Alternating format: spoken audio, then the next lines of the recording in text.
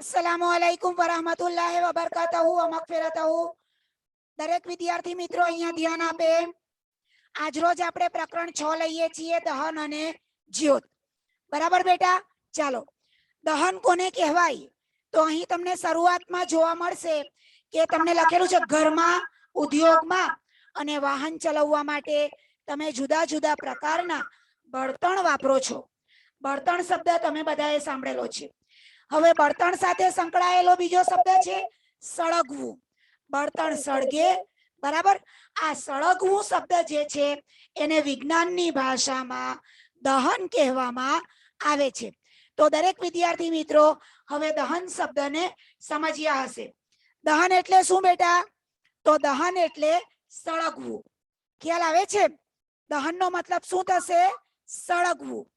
કોઈ પણ બળતણ સળગે એટલે કે બળતણનું દહન થયું એમ કહેવાય। હવે હું તમને પૂછું કે તમે કેટલાક બળતણના નામ આપો કે જેનાથી તમે પરિચિત છો। બરાબર છે બેટા? તો તમે કયા કયા બળતણના નામ આપશો મને? બોલો, કયા કયા બળતણના તમે મને નામ આપશો? બરાબર? તો અહીં તમે જોઈ શકો છો નીચે કે છાણા, લાકડા, કોલસા, petrol, diesel, compressed natural gas, LPG, liquefied petroleum gas, આ બધા આપણા બળતણ છે। બરાબર છે બેટા? તો અહીં આ બળતણના તમે નામ ટીક કરી રાખો। કયા કયા બળતણ રોજિંદા જીવનમાં આપણે વાપરીએ છીએ? તો કે છાણા, લાકડા, કોલસો, તમને બધાને અંડરલાઈન દેખાતી હશે, પેટ્રોલ, ડીઝલ, કોમ્પ્રેસ્ડ નો સી, નેચરલ નો એન અને ગેસ નો જી, એટલે સીએનજી નું પૂરું નામ અહીં તમને ખબર પડે છે, કોમ્પ્રેસ્ડ નેચરલ ગેસ। તમે છાણાને સળગાવો એને છાણાનું દહન કહેવાય, લાકડાને સળગાવો એને લાકડાનું દહન કહેવાય, કોલસા સળગાવો એને કોલસાનું દહન કહેવાય। તમે પેટ્રોલની ટાંકીમાં, ડીઝલની ટાંકીમાં પેટ્રોલ ડીઝલ ભરો, બરાબર? ત્યાર પછી મશીનરી ચાલે, એ ગરમ થાય, એનું ગેસમાં રૂપાંતરણ થાય, એનાથી એન્જિન ચાલે, આ પ્રક્રિયા પણ એનું દહન કહેવાય। અને પાઇપલાઇન વડે જે ગેસ તમારા ઘરમાં આવે છે, સીએનજી, કોમ્પ્રેસ્ડ નેચરલ ગેસ, બરાબર, એને પણ તમે દહન કહી શકો છો। તો બરાબર છે બેટા? ચાલો, હવે તમે મીણબત્તીના સળગવાની ઘટનાથી પરિચિત હશો। તમારા ઘરમાં લાઈટ જાય તો મમ્મી એમ કહે, ચાલ બેટા મીણબત્તી સળગાવો। અહીં જુઓ, સળગવા શબ્દની બાજુમાં તમને દહન શબ્દ આપી દીધો, એટલે અહીં તમને હવે ખબર પડી ગઈ કે સળગવું એને વિજ્ઞાનની ભાષામાં દહન કહેવામાં આવે છે। જ્યાં જ્યાં હું ટીક કરીશ દરેક વિદ્યાર્થી મિત્રએ તેને ટીક કરવાનું છે। દરેક વિદ્યાર્થી મિત્ર ધ્યાન આપે, ફરજિયાત પેન્સિલથી ટીક કરે, સવાલના જવાબ આમાંથી તમને મળશે। ઓકે બેટા? ચાલો, હવે તમે જોઈ શકો છો કે મીણબત્તી અને કોલસા જેવા બળતણના સળગવામાં કોઈક તફાવત છે। તમે મીણબત્તીને સળગાવો અને તમે કોલસાને સળગાવો, આ બંનેના સળગવામાં કોઈક તફાવત છે। આ તફાવત કયો તમે કહી શકશો? તમને ખબર હોય તો મીણબત્તી જે છે એની જ્યોત હોય છે, એ જ્યોતને તમે સળગાવો એટલે તમે અહીંયા જુઓ આવી તમને પ્રકાશિત જ્યોત મળશે। પણ કોલસાને સળગાવો તો એ જ્યોત નથી આપતા, એ ફક્ત લાલ કલરનો પ્રકાશ આપે છે। બરાબર? એટલે મીણબત્તી જ્યોત સાથે સળગે છે, જ્યારે કોલસા માત્ર પ્રકાશ અને ગરમી આપે છે। આ નીચે એનું કારણ લખેલું છે કે મીણબત્તી જ્યોત સાથે સળગે છે અને કોલસામાં તેમ થતું નથી। આવા બીજા ઘણા બળતણ છે કે જે જ્યોત વગર સળગે, તો લાકડા છે તે જ્યોત વગર સળગે, છાણા જ્યોત વગર સળગે, બરાબર છે? આમ અમુક પદાર્થો એવા છે કે જે જ્યોત વગર સળગે છે। ઓકે બેટા? ચાલો,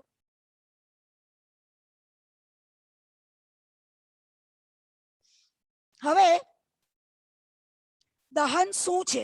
આપણે દહનને વૈજ્ઞાનિક રીતે, વૈજ્ઞાનિક ભાષામાં બરાબર સમજીએ।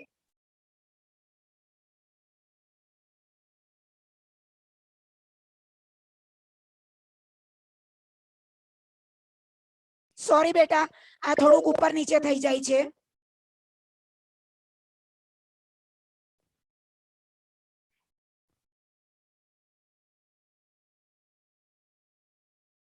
ચાલો, દહન શું છે? તો ધોરણ 6 માં કરેલી મેગ્નેશિયમની પટ્ટીના દહનની પ્રવૃત્તિને તમે યાદ કરો. મેગ્નેશિયમની પટ્ટીને તમે જ્યારે સળગાવો છો ત્યારે તે ઓક્સિજનની હાજરીમાં સળગે છે અને એક પાવડર જેવો પદાર્થ બને છે. આ પાવડર જેવો જે પદાર્થ બને છે એનું નામ છે મેગ્નેશિયમ ઓક્સાઇડ. આ નવો પદાર્થ જે રાખ બને છે એનું નામ એ મેગ્નેશિયમ ઓક્સાઇડ છે. અને મેગ્નેશિયમની પટ્ટી જ્યારે સળગે છે ત્યારે ઉર્જા અને પ્રકાશ ઉત્પન્ન કરે છે. આ બંનેના નીચે ટ્યુબ લાઈન કરો. એટલે કે મેગ્નેશિયમની પટ્ટીને ઓક્સિજનની હાજરીમાં સળગાવતા એટલે કે એનું દહન કરતા મેગ્નેશિયમ ઓક્સાઇડ નામની રાખ બને છે. ઉર્જા એટલે કે ગરમી મળે છે અને પ્રકાશ ઉત્પન્ન થાય છે. સમાન પ્રવૃત્તિ આપણે કોલસાના ટુકડા સાથે જો કરીશું તો કોલસાના ટુકડાને તમે ચીપિયા વડે પકડીને તેને મીણબત્તીની જ્યોત પાસે કે બન્સન બર્નર પાસે સળગાવશો તો તે આ મેગ્નેશિયમની પટ્ટીની જેમ સળગતું નથી. દરેક વિદ્યાર્થી મિત્રો ટીક કરેલું છે ત્યાં ટીક કરી લઈ બેટા પ્લીઝ. કોલસો હવામાં સળગે છે. હવામાં સળગીને તે ત્રણ વસ્તુ આપે છે. એક તો કાર્બન ડાયોક્સાઇડ ધુમાડા રૂપે આપે છે, ઉર્જા એટલે કે ગરમી આપે છે અને લાલ રંગનો પ્રકાશ આપે છે. તો પરીક્ષા માટે મોસ્ટ આઈએમપી સવાલ કે કોલસાના દહનથી આપણને શું મળે છે? બરાબર છે બેટા? મોસ્ટ આઈએમપી કે કોલસાના દહનથી આપણને શું મળે છે? તો ટીક કરો કે કોલસાને તમે હવાની હાજરીમાં સળગાવો છો ત્યારે કાર્બન ડાયોક્સાઇડ, ઉર્જા અને પ્રકાશ મળે છે, ઉત્પન્ન કરે છે. એની જગ્યાએ મળે છે શબ્દ લખશો તો પણ ચાલશે. દરેક વિદ્યાર્થી મિત્રો પેન્સિલથી ટીક કરી લે. એક વાક્યનો સવાલ: કોલસાને હવામાં સળગાવીએ અથવા કોલસાનું દહન થાય ત્યારે આપણને શું મળે છે? તો ત્રણ વસ્તુ યાદ રાખવાની છે: કાર્બન ડાયોક્સાઇડ, ઉર્જા અને પ્રકાશ. મોસ્ટ આઈએમપી છે, મોસ્ટ આઈએમપી છે. દરેક વિદ્યાર્થી મિત્રો ધ્યાન આપે.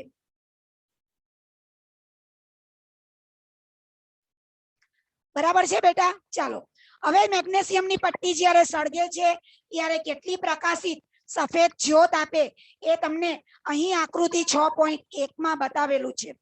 મેગ્નેશિયમ ધાતુની પતલી પટ્ટી, જેમ એલ્યુમિનિયમની ફોઇલ હોય એમ મેગ્નેશિયમની ફોઇલ લઈને તમે તેને સળગાવશો તો આ રીતે ફર્સ્ટ ક્લાસ એકદમ સફેદ દૂધ જેવી એ જ્યોત આપશે. આ માટેનો વિડીયો તમને યુટ્યુબ પરથી લઈને મોકલાવીશ. ઇન્શાલ્લાહ તમને એમાં પાક્કી સમજ પડશે. બરાબર છે બેટા? ચાલો આગળ જઈએ. હવે જુઓ, જે રાસાયણિક પ્રક્રિયા દરમિયાન પદાર્થ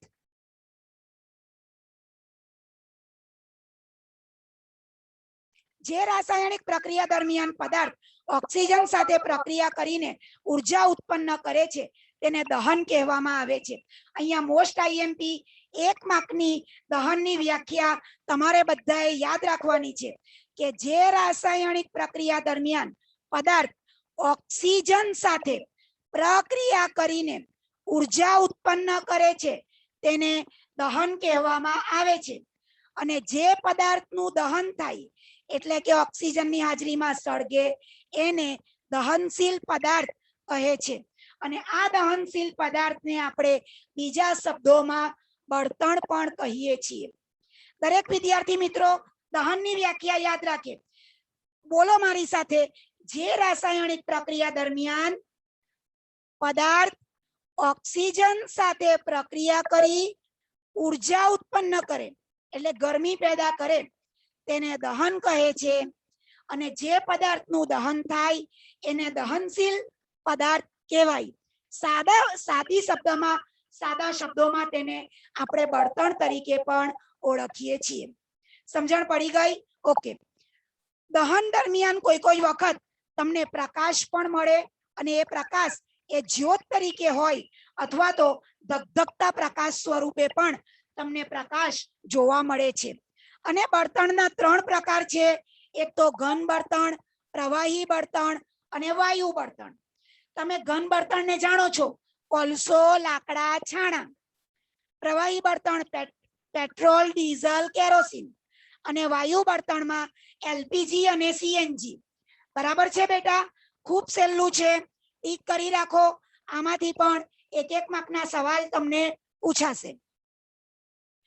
ઉપર દર્શાવેલી પ્રક્રિયામાં મેગ્નેશિયમ અને કોલસા એ બંનેનું દહન થાય છે, એટલે એ બંનેને દહનશીલ પદાર્થ કહેવામાં આવે છે. દહનશીલ એટલે કે સળગી શકે તેવો પદાર્થ. હવે આગળનો જે મુદ્દો છે બેટા, એ આપણે થોડુંક બોર્ડ પર જોઈ લઈએ. દરેક વિદ્યાર્થી મિત્રો બ્લેકબોર્ડ પર ધ્યાન આપશે. દરેક વિદ્યાર્થી મિત્રો બ્લેકબોર્ડ પર ધ્યાન આપે. અત્યારે આપણે જોયું કે દહન કોને કહેવાય. બરાબર છે? તો દહન માટે દહનની વ્યાખ્યા તમારે યાદ કરવાની છે કે કોઈ પદાર્થ ઓક્સિજનની હાજરીમાં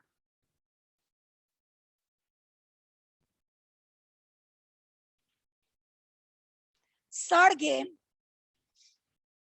તો રાસાયણિક પ્રક્રિયા થવાથી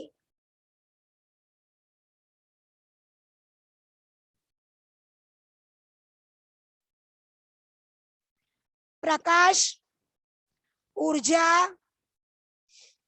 મુક્ત ઉત્પન્ન કરે છે.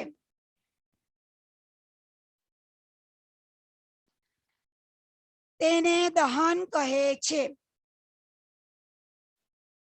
બરાબર છે બેટા? હવે આમાં આપણે જોયું કોલસાનું દહન.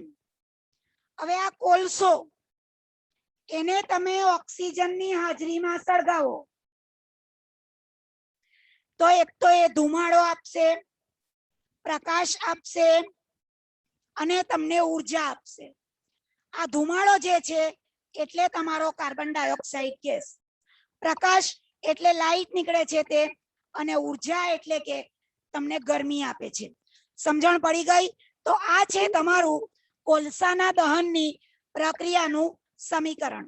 ત્યાર પછી આપણે જોયું કે મેગ્નેશિયમ. આ મેગ્નેશિયમની પટ્ટીને તમે હવાની હાજરીમાં સળગાવો. O2 એટલે ઓક્સિજન. ઓક્સિજનની હાજરીમાં તેનું દહન કરો તો મેગ્નેશિયમ ઓક્સાઇડ બને છે.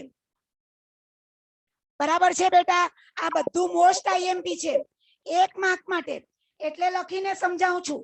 મેગ્નેશિયમ આપણે જોઈ ગયા Mg. ઓક્સિજનની હાજરીમાં સળગે એટલે O2 અને બને છે MgO, મેગ્નેશિયમ ઓક્સાઇડ. આ એક પ્રકારની રાખ. કોઈ વસ્તુ સળગી જાય, લાકડા સળગી જાય અને રાખ મળે, એ રીતે મેગ્નેશિયમને તમે જ્યારે ઓક્સિજનની હાજરીમાં સળગાવો છો ત્યારે તેની રાખ બને છે. આ રાખને આપણે મેગ્નેશિયમ ઓક્સાઇડ તરીકે ઓળખીએ છીએ. મેગ્નેશિયમ કેવી રીતે સળગે એ તમારા પાઠ્યપુસ્તકમાં આકૃતિ 6.1 માં તમને બતાવેલું છે. બરાબર છે બેટા? ઓકે. દહનની વ્યાખ્યા પાઠ્યપુસ્તકમાં છે તે સાચી, મેં લખીને સમજાવી તે સાચી. તમારે સાચી રીતે તમારા શબ્દોમાં એને લખવાની છે. હવે આપણે અત્યારે જોયું કે દહનશીલ પદાર્થ.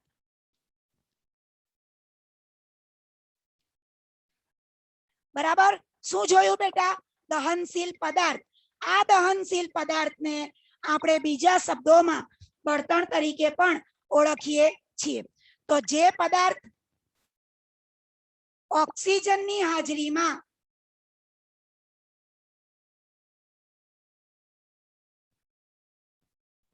સળગે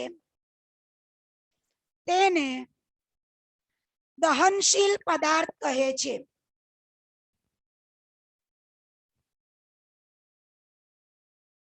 બરાબર છે બેટા? જે પદાર્થ ઓક્સિજનની હાજરીમાં સળગે, પ્રકાશ આપે, ઉષ્મા આપે, એને આપણે દહનશીલ પદાર્થ કહીએ છીએ. દહનશીલ પદાર્થને આપણે બળતણ કહીએ. હવે બળતણના 3 પ્રકાર. બળતણના તમને અગાઉ કહી ગઈ તેમ 3 પ્રકાર. એક તો ઘન બળતણ, પ્રવાહી બળતણ અને વાયુ બળતણ. હવે ઘન બળતણ કયું કયું? તો કે લાકડા, કોલસો, છાણા, આ જે છે એ બધા ઘન બળતણ. પ્રવાહી બળતણ કેરોસીન, પેટ્રોલ, ડીઝલ, બરાબર છે. આ બધા તમારા પ્રવાહી બળતણ. અને એલપીજી લિક્વિફાઈડ, એલ એટલે લિક્વિફાઈડ, પી એટલે પેટ્રોલિયમ અને જી એટલે ગેસ. લિક્વિફાઈડ પેટ્રોલિયમ ગેસ અને સીએનજી એટલે કે કોમ્પ્રેસ્ડ નેચરલ ગેસ. બરાબર છે. આ બંને વાયુ બળતણો છે. આશા રાખું છું તમને દહનશીલ પદાર્થમાં અને બળતણમાં સમજણ પડી ગઈ હશે. ખ્યાલ આવી ગયો? ઓકે. ચાલો હવે તમારા પાઠ્યપુસ્તકમાં પ્રવૃત્તિ 6.1 ને જુઓ. દરેક વિદ્યાર્થી મિત્રો પ્રવૃત્તિ 6.1 જુએ. બરાબર. અને જે વિદ્યાર્થીને પૂછું એ વિદ્યાર્થી મને જવાબ આપે. સના રંગરેજ તમારું માઇક ચાલુ કરશો બેટા? સના રંગરેજ. हाँ मैडम। अस्सलाम वालेकुम. वालेकुम सलाम। કોષ્ટક 6.1 લાકડું જે છે એ દહનશીલ કહેવાય કે અદહનશીલ? दहनशील। Very good. તો દરેક વિદ્યાર્થી મિત્ર દહનશીલના ખાનામાં ખરું પાડે, અદહનશીલના ખાનામાં ડેશ પાડે. દરેક વિદ્યાર્થી મિત્ર પાઠ્યપુસ્તકમાં પેન્સિલથી આ પ્રવૃત્તિ કરશે. દહનશીલના ખાનામાં ખરું પાડો, અદહનશીલના ખાનામાં લાકડાની સામે ડેશ પાડો. દરેકે કર્યું બેટા? સરસ. ચાલો 8 બ અલ્તાફ તમારું માઇક ચાલુ કરો બેટા. 8 બ અલ્તાફ.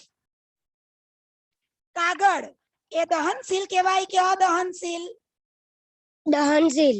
ખૂબ સરસ. તો દહનશીલના ખાનામાં ખરું પાડો, અદહનશીલના પાડામાં ખાનામાં ડેશ પાડો. ચાલો બેટા તસ્મિયા તમારું માઇક ચાલુ કરો. તસ્મિયા. हाँ તસ્મિયા, લોખંડની ખીલી દહનશીલ કે અદહનશીલ બેટા? दहनशील। ખૂબ સરસ. હે લોખંડની ખીલી એટેક આવી ગયો મને તો. લોખંડની ખીલી, अदहनशील। લોખંડની ખીલીને સળગાવતા તે પ્રકાશ નથી ઉત્પન્ન કરતી, એ સળગીને રાખ નથી થતી બેટા. अदहनशील। અદહનશીલ. Very good. अच्छा। એટલે લોખંડની ખીલીમાં દહનશીલની સામે ડેશ અને અદહનશીલની સામે હરાની નિશાની. ખ્યાલ આવ્યો બેટા? ઓકે. કુંભાર સાદિયા તમારું માઇક ચાલુ કરો બેટા. કુંભાર સાદિયા. કેરોસીન. કુંભાર સાદિયા માઇક ચાલુ કરો બેટા. हाँ मैडम। કેરોસીન દહનશીલ કે અદહનશીલ? दहनशील। Very good. દહનશીલમાં ખરું પાડી દેવું. પથ્થરનો ટુકડો વડિયા ફાતિમા. हाँ मैडम। વડિયા ફાતિમા પથ્થરનો ટુકડો દહનશીલ કે અદહનશીલ? अदहनशील। અદહનશીલ. Very good. અદહનશીલમાં ખરાની નિશાની પાડો.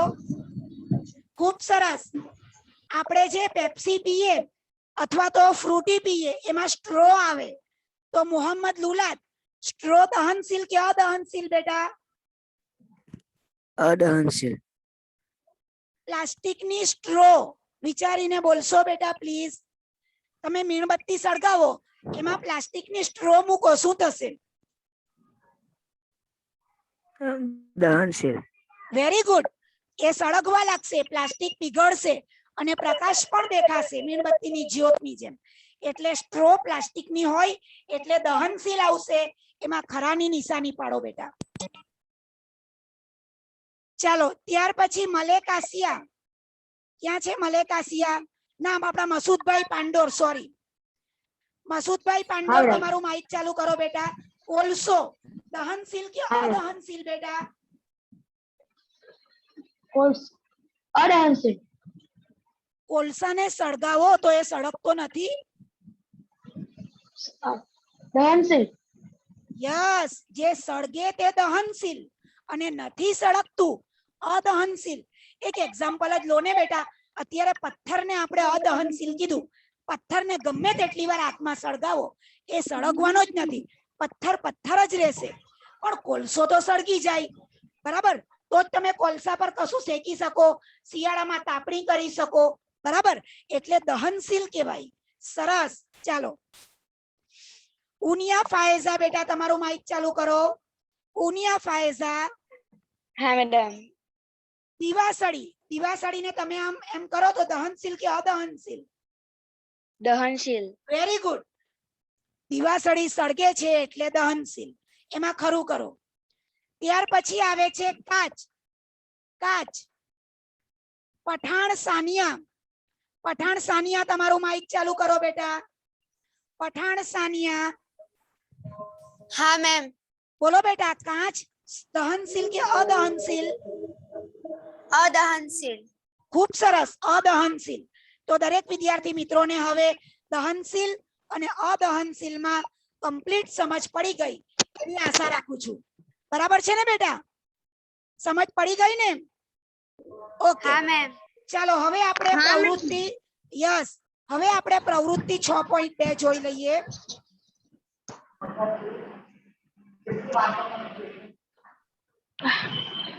કોણ અવાજ કરે છે બેટા? માઇક બંધ કરી દઈશ પ્લીઝ.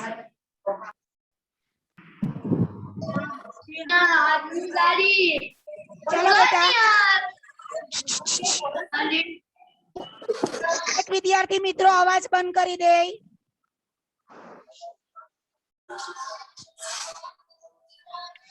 ચાલો બેટા, પ્રવૃત્તિ 6.2 સળગતી મીણબત્તી સાથે કામ કરવાનું છે, એટલે સંભાળપૂર્વક તમારે કામ કરવાનું છે. કોણ અવાજ કરે છે? Please please stop please. મને અહીંયા દેખાય છે કે કોણ કરે છે. બિલકુલ અવાજ નહીં જોઈએ.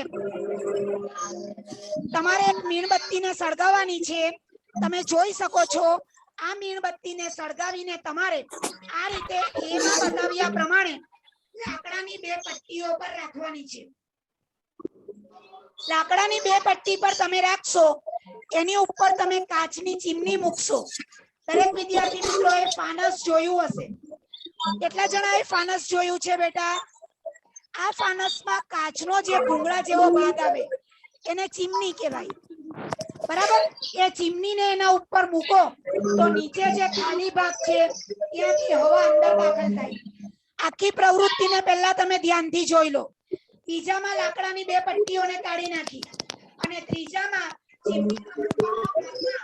તમે કાચ ઢાંકી દીધો. આકૃતિ બરાબર જોઈ લો, પછી આપણે બોર્ડ ઉપર તેને સમજીએ. દરેક વિદ્યાર્થી મિત્રો ધ્યાન આપે. ચાલો બેટા, આ પ્રવૃત્તિનું ચિત્ર તમે જોઈ લીધું. હવે આપણે બોર્ડ પર તેને સમજીએ.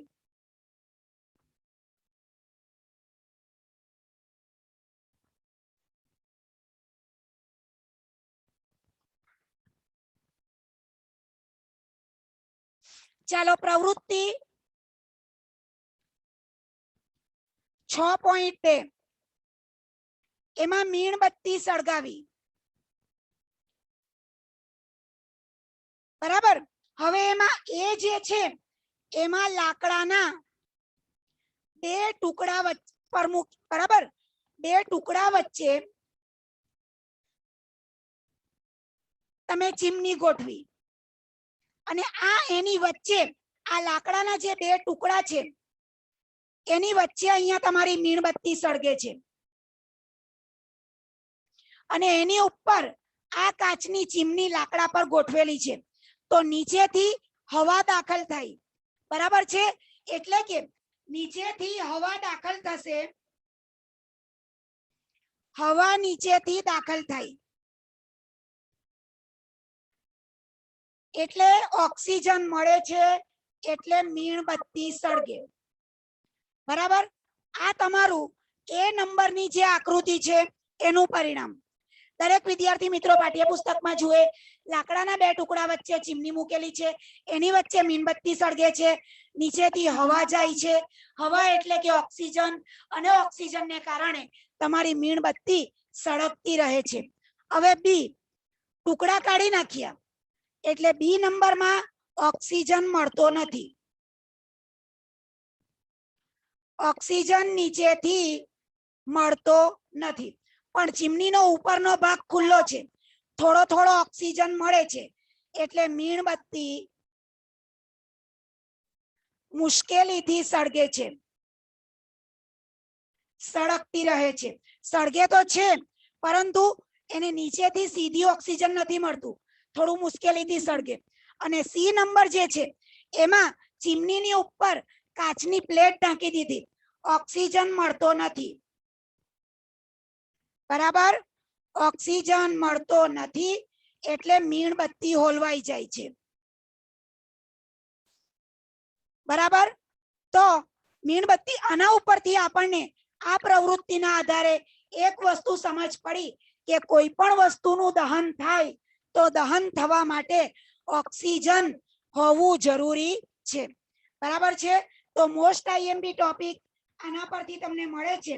તમારા પાઠ્યપુસ્તકમાં આ નીચે 65 નંબરના પાના ઉપર લખેલું છે મોસ્ટ આઈએમપી. એનો પ્રયોગ દહન માટે હવા કૌંસમાં ઓક્સિજન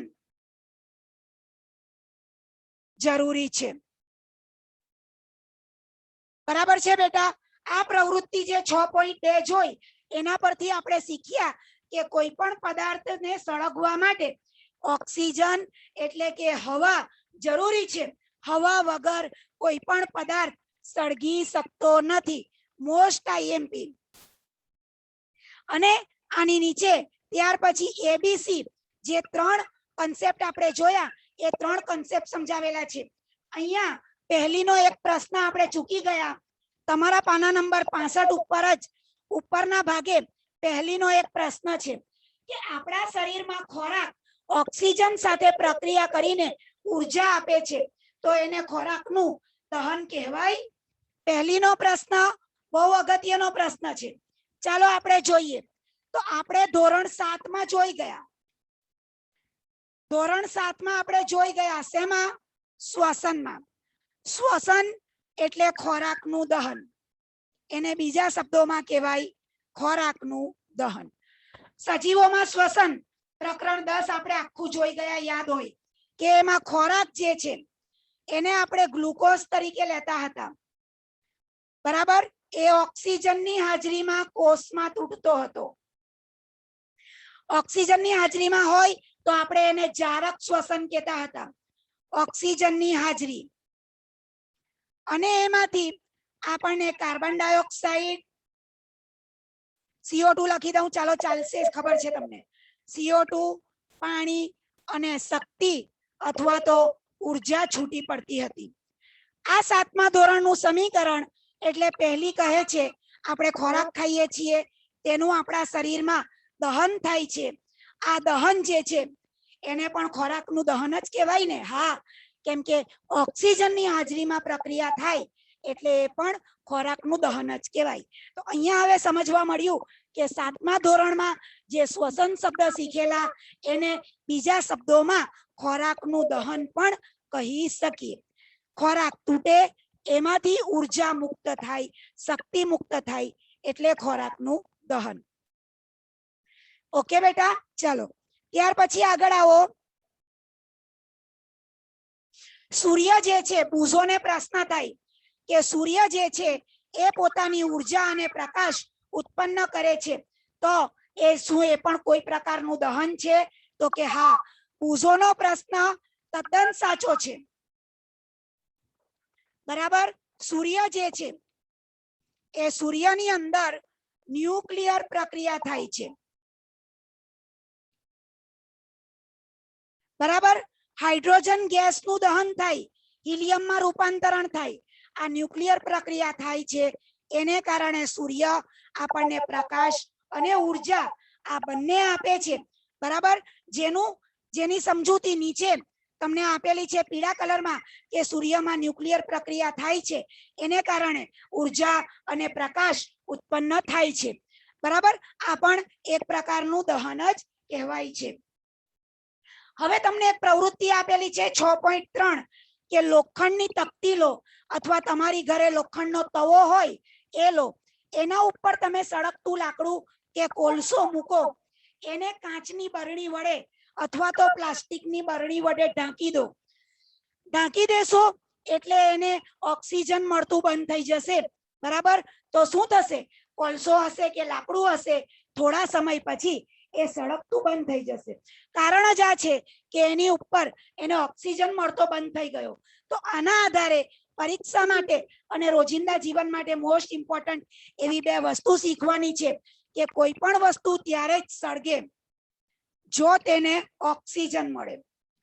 હવે કોઈ વસ્તુ એવી રીતે સળગે છે કે જેનાથી નુકસાન થાય છે. હવે આ નુકસાનથી બચાવવું હોય તો ઓક્સિજન મળે નહીં એવી પરિસ્થિતિનું નિર્માણ કરો. એને ઓક્સિજન મળતું રોકી દો.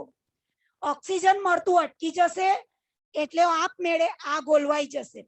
એટલે એવું કહેવામાં આવે છે કે જ્યારે આગ લાગે તો જે વ્યક્તિને આગ લાગી હોય એને ધાબળામાં લપેટી લો. એકદમ જાડું ગોદડું હોય એ વ્યક્તિની ફરતે વીંટાળી દો, એથી કરીને ઓક્સિજન મળતો બંધ થઈ જશે અને એના કપડામાં લાગેલી આગ ઓલવાઈ જશે. આ કન્સેપ્ટ થોડો ડિટેલમાં છે. બીજી એક બે મુદ્દાઓ પણ આ સળગવા બાબતે જોવાના છે. ઇન્શાલ્લાહ આપણે તેની ચર્ચા આવતીકાલના પીરિયડમાં કરીશું. જઝાકલ્લાહ, અલ્લાહ હાફિઝ. બરાબર? જો તમને ન સમજ પડે તો મને ફોન કરીને પૂછી લેજો.